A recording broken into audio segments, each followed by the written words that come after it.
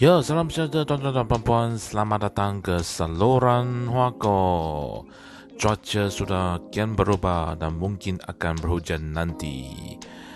Tuan-tuan dan puan, sekiranya anda belum subscribe ke Huako channel, sila subscribe sekarang dan sila buka loceng di sebelah dia supaya anda akan menerima notifikasi daripada YouTube apabila saya postkan video baru saya pada masa akan datang.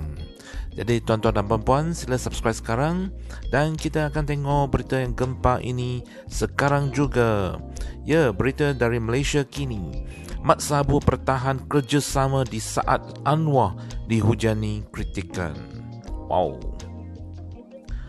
Presiden Amanah Muhammad Sabu berkata dia tetap akan mempertahankan hubungan kerjasama dengan Anwar Ibrahim meskipun sebelum ini dilaporkan geram dan kecewa terhadap keputusan Presiden PKR itu berkenaan undian belanjawan 2021 di Dewan Rakyat. Dia berkata apabila sudah bergabung, berpisah adalah sukar. Walau pada masa yang sama menyatakan pendirian bahawa usaha harus dibuat untuk menambah rakan seperjuangan dan mengurangkan seteru. Katanya yang lebih dikenali sebagai Mat Sabu, sikap itu juga lah yang menyebabkan enggan meninggalkan dan menghentam bekas Perdana Menteri Dr. Mahathir Mohamad yang dilihat berselisih dengan Anwar selepas menjalin kerjasama sebelum pilihan raya yang ke-14 lalu. Kita sentiasa mencari titik persamaan dan melupakan perbezaan silam dan ia membuahkan kejayaan. Begitu jugalah halnya apabila kita bekerjasama dengan PKR pimpinan Anwar. Hal yang sama berlaku dalam perhubungan dengan Mahathir. Apabila ada suara menasihatkan saya untuk meninggalkan Mahathir dan menghentam beliau, saya katakan tidak. Kita telah bekerjasama dengan beliau, sama-sama sepentas melawan kerajaan kleptokrat yang sangat berkuasa, mengenali di antara satu sama lain.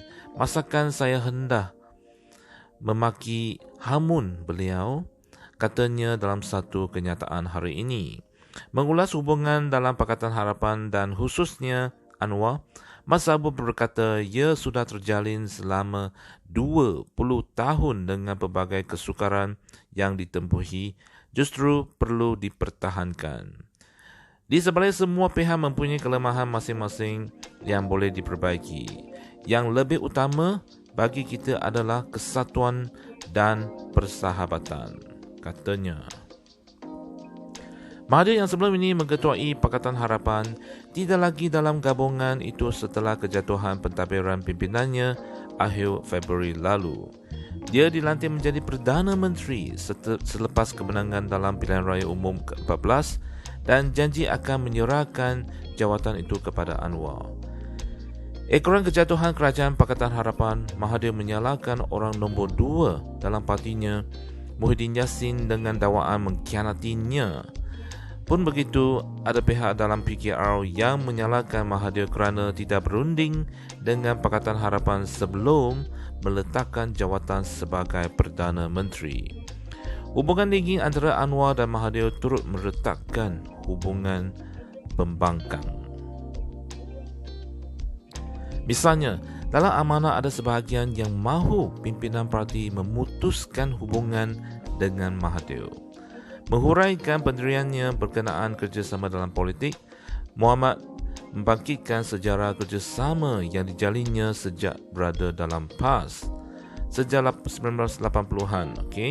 Pada 1980-an, dia pada mulanya suka menerima kerjasama dengan Parti Melayu Semangat 46 pimpinan Tengku Razali Hamzah, walaupun selepas itu tetap berkempen di seluruh negara dan malas pentas dengan Tengku Razali sendiri.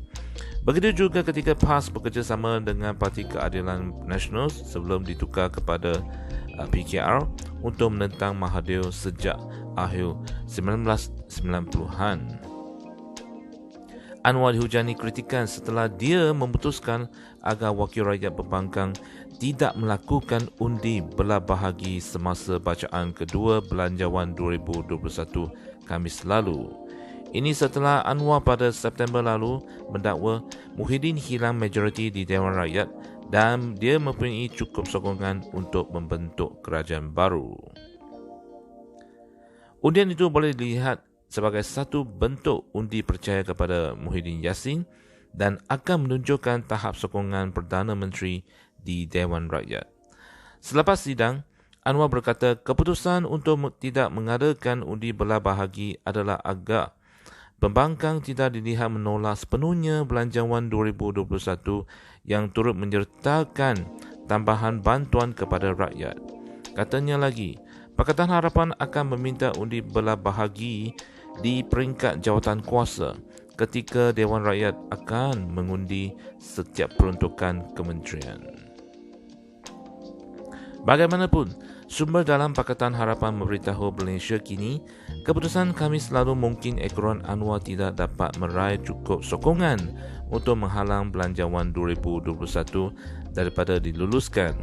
Usaha untuk menolak kebahagiaan tertentu dalam Belanjawan 2021 di peringkat jawatan kuasa atau bacaan ketiga iaitu undian terakhir juga mungkin dapat memberi lebih masa untuk rindingan meraih sokongan. Ya, tuan-tuan dan puan, sekian sajalah video kali ini dan kita akan jumpa pada video akan datang. Untuk ini, jangan lupa subscribe ke channel saya. Sekian. Terima kasih. Jumpa lagi.